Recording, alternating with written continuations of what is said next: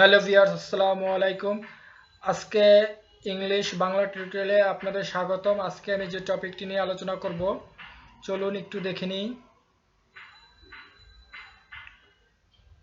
আজকে আমি যে টপিকটি নিয়ে আলোচনা করব সেটি হলো কনক্রিট নাউন এবং অ্যাবস্ট্রাক্ট নাউন। তো কনক্রিট নাউনটা কি এবং অ্যাবস্ট্রাক্ট নাউনটা কি? কনক্রিট নাউন হলো একদম ইজিলি যেগুলো আমরা ইন্দ্রিয় দ্বারা অনুভব করতে পারি, ইন্দ্রিয় দ্বারা আমরা কি করতে পারি, অনুধাবন করতে পারি। এবং অ্যাবস্ট্রাক্ট নাউন কোনগুলো? যেগুলো আমরা ইন্দ্রিয় দ্বারা কি করতে পারি না, অনুধাবন করতে পারি না।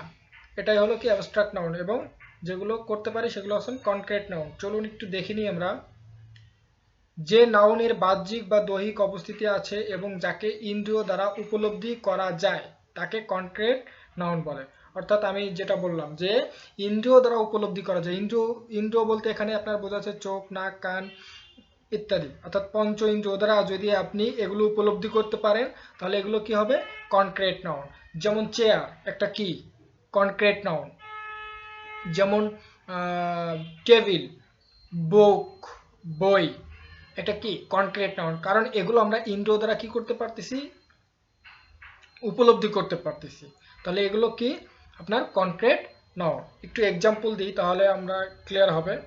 যেমন তরুণা একটা বালিকা, একটা মেয়ের নাম। তাহলে মেয়ে একটা বালিকা বা একটা মেয়েকে আমরা কি ইন্দ্রিয় দ্বারা কি করতে পারি? উপলব্ধি করতে পারি বা দেখতে পারি। যেমন চোখ দ্বারা আমরা দেখতে পারি। তাহলে কি? রহিম একটা বালক বা একটা ছেলে, এই ছেলেটাকে কি করতে পারতেছি আমরা? ইন্দ্রিয় দ্বারা উপলব্ধি করতে পারতেছি। তাহলে এটা একটা কি? Concrete noun. বয়, পরে বুক, ফ্লোর, ইটিসি। অর্থাৎ আপনি এক কথায় আপনি পঞ্চ ইন্দ্রিয় দ্বারা যেগুলো উপলব্ধি করতে পারবেন সেগুলোই হবে আপনার কি? কনক্রিট নাউন, এক কথায় বলতে গেলে। এখন আমরা দেখব অ্যাবস্ট্রাক্ট নাউনটা কি আসলে। যে নাউন দ্বারা কোনো ব্যক্তি বা বস্তুর গুণ, অবস্থা বা কার্যের নামকে প্রকাশ করে তাকে অ্যাবস্ট্রাক্ট নাউন বলে। তাহলে কোনো যে নাউন দ্বারা কোনো ব্যক্তির দোষ, গুণ, অবস্থা বা কার্যের নামকে প্রকাশ করবে তখন তাকে আমরা কি বলবো? অ্যাবস্ট্রাক্ট নাউন বলবো। একটু এক্সাম্পলগুলো দেখি তাহলে আমাদের ক্লিয়ার হবে। যেমন এক্সাম্পলগুলো: honesty, kindness, illness, happiness, truth, freedom, godness, love, hatred, boyhood, childhood, wisdom, etc. এগুলো সবই কি? Abstract noun. অ্যাবস্ট্রাক্ট নাউন মনে রাখার সবচেয়ে সহজ উপায় হলো যেটা আপনি দেখতে পারবেন না, শুধুমাত্র অনুভব করতে পারবেন। যেমন সততা, আপনি কি দেখতে পারবেন একটা লোক কতটা সৎ? দেখতে পারবেন না, কিন্তু আপনি কিছুটা অনুধাবন করতে পারবেন। পরে কাইন্ডনেস, দয়া, যেমন একটা মানুষের দয়া কতটুকু এটা আপনি কি করতে পারবেন?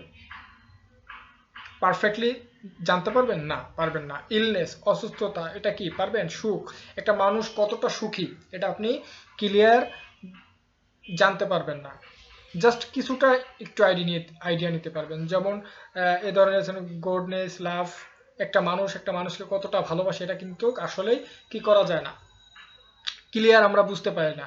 অর্থাৎ এটা আমরা দেখতে পারি না। যেমন একটা মানুষকে কতটা ভালোবাসে এটা আমরা কি করতে পারি না? দেখতে পারি না। অর্থাৎ ইজিলি যদি আপনি অ্যাবস্ট্রাক্ট নাউনটা বুঝতে চান তাহলে যেটাকে আমরা দেখতে পারি না বা ইন্দ্রিয় দ্বারা, পঞ্চ ইন্দ্রিয় দ্বারা আমরা কি করতে পারি না? উপলব্ধি করতে পারি না, সেটাই হবে কি? Abstract noun. অ্যাবস্ট্রাক্ট নাউন চেনার আরেকটা উপায় আছে, একটু শর্ট নোট, খুব সুন্দরভাবে এগুলো মুখস্থ করবেন। যেমন শর্ট নোটটি দেখুন: যে সমস্ত নাউনের শেষে ness, ness, tion, hood, ship, dom, ment, ISM, TH, TY, C এবং সিওয়াই ওয়াই থাকবে, এগুলো হবে কি আপনার? এগুলো থাকলেই আমরা বুঝবো এটা অ্যাবস্ট্রাক্ট নাউন। এগুলো হচ্ছে জাস্ট আমাদের একটা ওয়ার্ড দেখে আমাদের আইডেন্টিফাই করার জন্য খুব কাজে লাগে এগুলো। তাহলে দেখুন এখানে প্রত্যেকটার ক্ষেত্রে একটু মিলেই নিই। এই যে অনেস্টি, অনেস্টি টি ওয়াই আছে, এই দেখুন এই যে টি ওয়াই। তারপরে কাইন্ডনেস, এখানে কি আছে?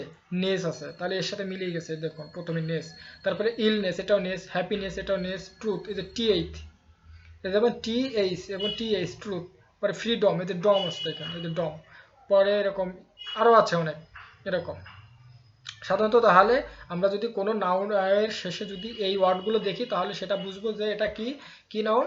অ্যাবস্ট্রাক্ট না আমাদের বিভিন্ন পরীক্ষায় বা ভর্তি পরীক্ষায় বিভিন্ন চাকরির পরীক্ষায় আমাদের এই কোশ্চেনগুলো বা ওয়ার্ডগুলো আসে, যেটা কোনটা কনক্রিট নাউন কোনটা অ্যাবস্ট্রাক্ট নাউন, এমসিকিউ আকারে আসে। আশা করি আপনারা বুঝতে পেরেছেন কনক্রিট নাউনটা কি এবং অ্যাবস্ট্রাক্ট নাউনটা কি। আমি নেক্সট টিউটোরিয়ালে আমি কনক্রিট নাউনের ক্লাসিফিকেশন এবং সেগুলো নিয়ে ডিটেলস আলোচনা করব। আজকের ভিডিও আমার এই পর্যন্তই। যদি আমার ভিডিওটি ভালো লেগে থাকে অবশ্যই লাইক, কমেন্ট এবং শেয়ার করবেন।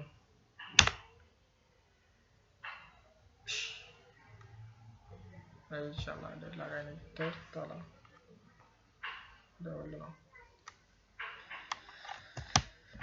কষ্ট হইবি তা।